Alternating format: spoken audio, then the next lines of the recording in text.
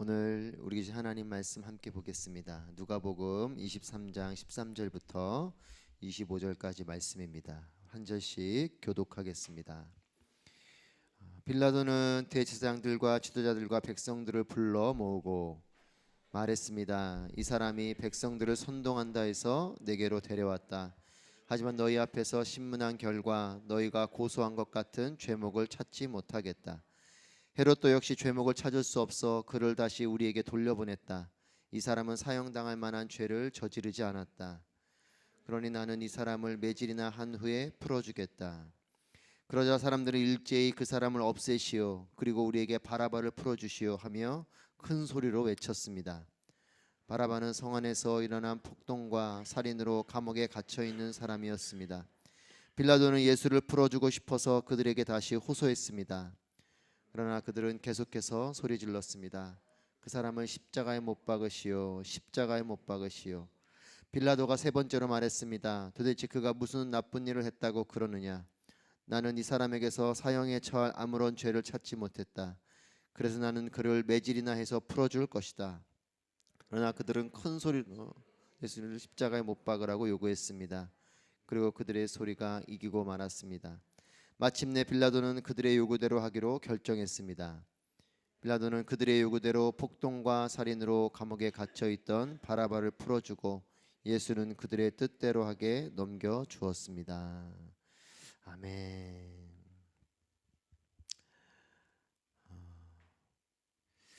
감람산 겟세마네에서 기도하신 후에 예수님께서 잡히셨습니다. 그리고 그 길로 대제사장의 집으로 끌려가십니다. 이 모습을 수제자인 베드로조차 멀찌감치 떨어져서 뒤따르다 예수님을 부인하기까지 하게 됩니다. 유월절 안식일 전날 밤 제자들은 예수님을 잃었고 또 자신들의 믿음과 의리도 잃어버리게 됩니다. 예수님은 조롱과 매질과 모욕의 틈바구니 속에서 새벽을 맞이하게 되십니다. 장로들, 대제사장, 율법학자들 이들이 있는 공회 앞에서 신문을 당하십니다.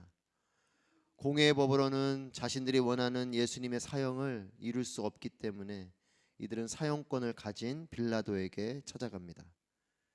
하지만 객관적 입장의 빌라도는 예수님을 사형할 이유를 찾지 못합니다. 유대 땅을 다스리는 분봉왕 헤롯에게 예수님을 보내지만 헤롯도 별다른 방법이 없어서 다시 빌라도에게 예수님을 돌려보냅니다. 눈이 먼 사람들입니다. 참된 의를 모르는 사람들의 이 틈 속에서 예수님이 계십니다. 다시 빌라도에게 돌려보내진 예수님을 두고 빌라도는 대제사장과 지도자들과 백성들을 불러 모읍니다. 그리고 빌라도 자신의 입장을 고백합니다. 14절 말씀 보시면 함께 읽을까요? 시작. 말했습니다. 이 사람이 백성들을 선동한다 해서 내게로 데려왔다. 하지만 너희 앞에서 신문한 결과 너희가 고소한 것 같은 죄목을 찾지 못하겠다. 너희가 나에게 고소하지만 나는 너희가 고소한 것 같은 죄목을 찾지 못하겠다.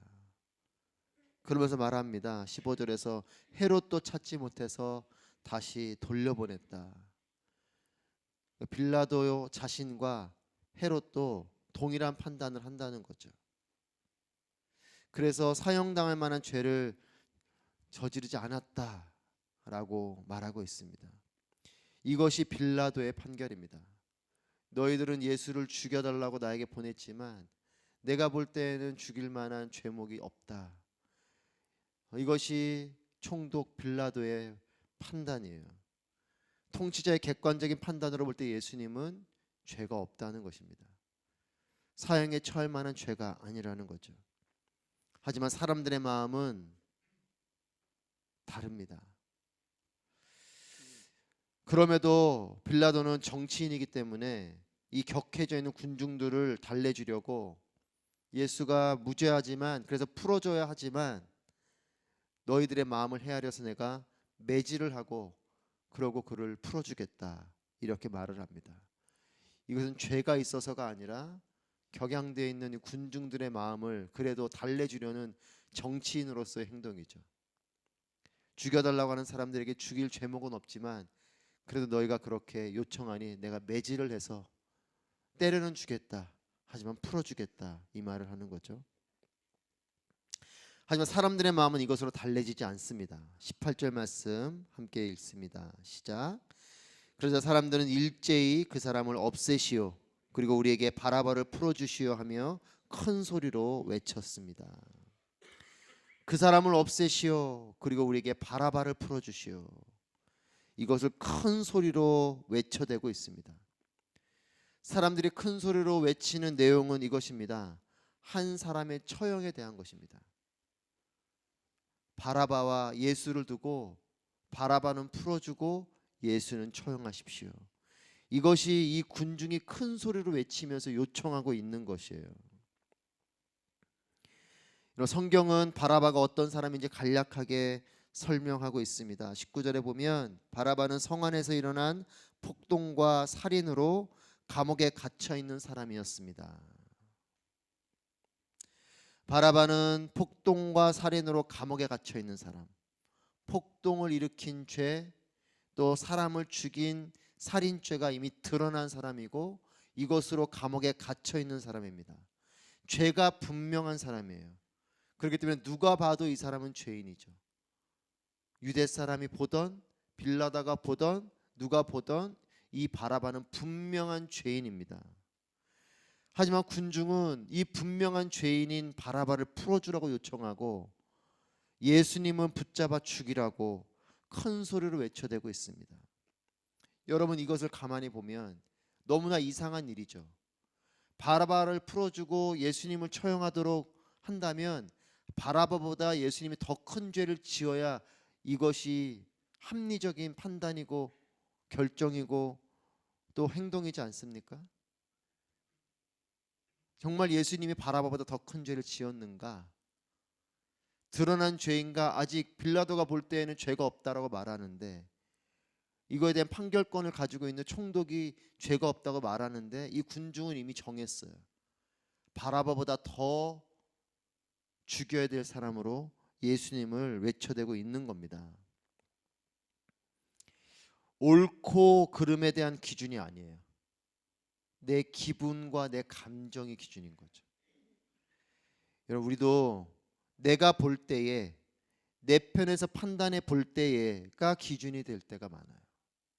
이것이 정말 옳고 그른가, 하나님의 뜻인가 아닌가, 하나님이 보실 때 옳은 것인가 잘못된 것인가가 기준이 아니고 내가 볼 때 옳고 그른가, 내 기분에 맞는가, 내가 판단자가 되고 내가 이미 정해버리는 거죠. 여러분, 이것이 지금 유대 사람 예루살렘 백성들의 모습입니다.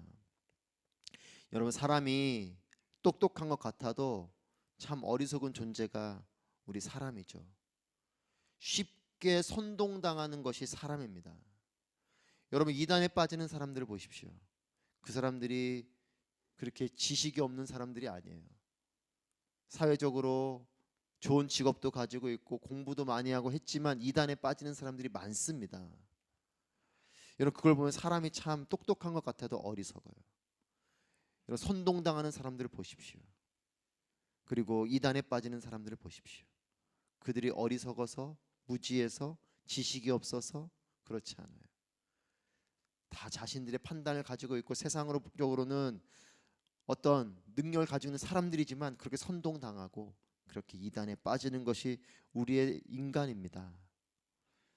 나라고 여러분 예외일 수 없어요. 내가 다 옳은 것 같지만 나도 뭔가 잘못된 판단을 하는 존재인 것을 우리는 깨달아야 되고 늘 하나님께 물으며 가야 되는 것이 우리의 모습이겠죠. 이 예루살렘 백성들, 그들은 자신들의 종교와 공회의 주장과 영향력 아래서 예수님을 호산나라고 외쳤던 이 군중이 이제는 예수님을 죽이라고 외쳐대고 있는 거죠.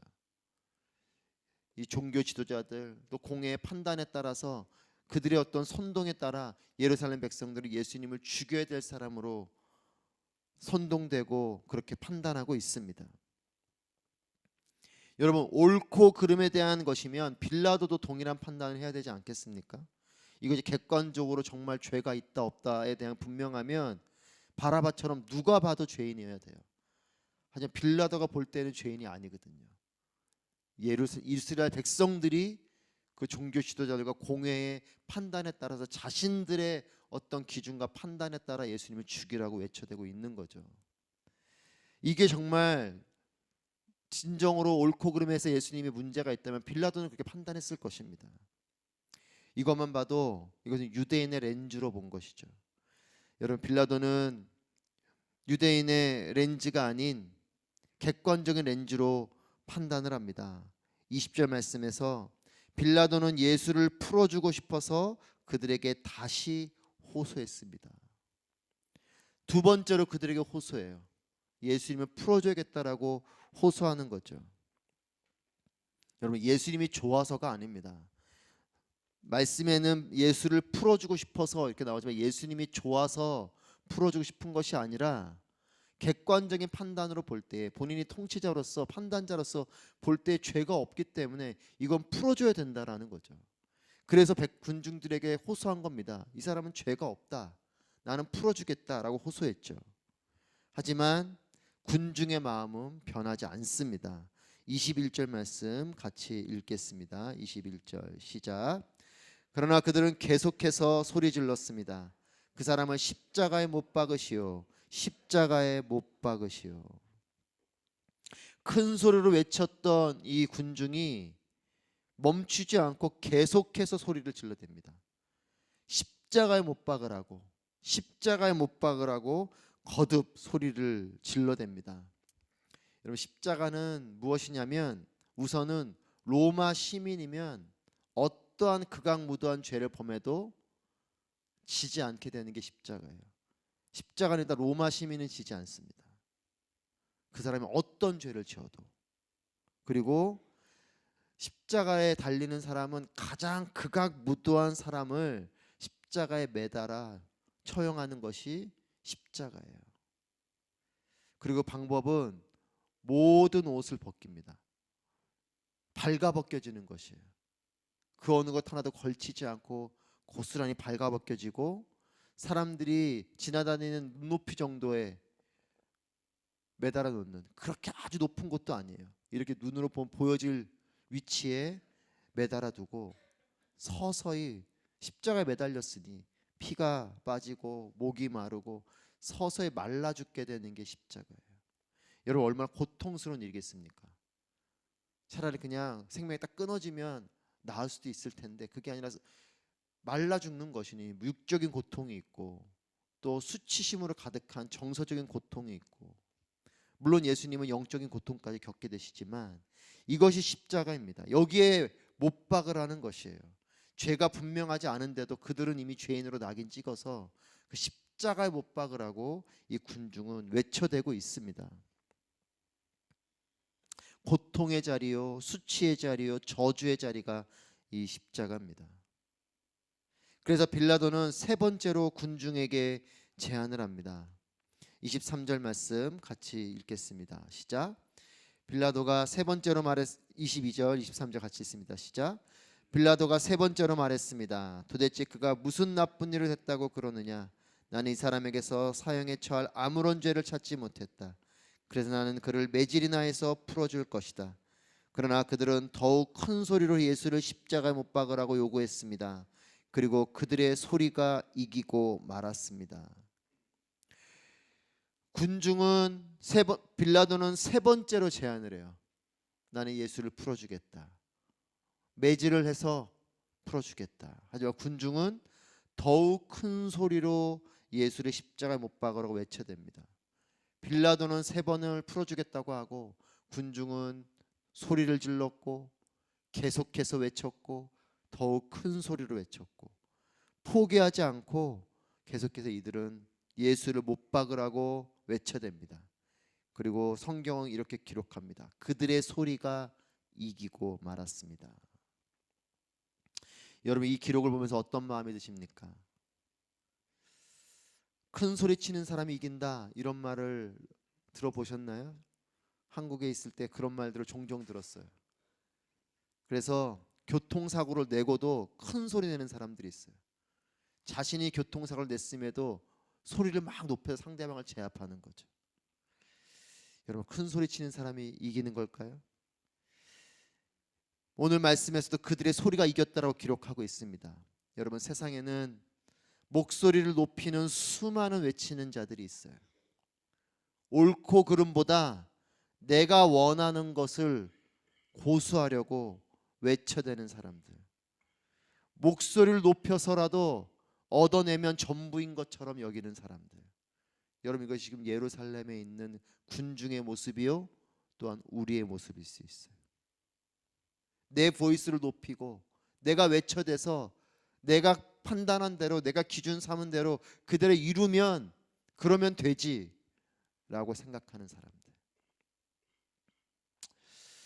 여러분, 고난주간 이 새벽을 보내면서 오늘 이 아침에 이 예루살렘에서 외쳐대던 그들의 함성에 귀를 기울여 보게 됩니다. 여러분, 그 예루살렘에서 예수를 십자가에 못 박으러 외쳐대는 그 군중의 소리를 한번 상상해 보고 그 소리에 한번 귀를 기울여 보십시다. 그들의 외침은 이것이에요. 바라바를 풀어주고 예수를 십자가에 못 박으시오. 엄청난 정의를 가지고 외쳐대는 것 같지만 사실 그렇지 않죠. 여러분, 내가 외치는 소리, 군중이 외치는 소리를 잘 보십시오.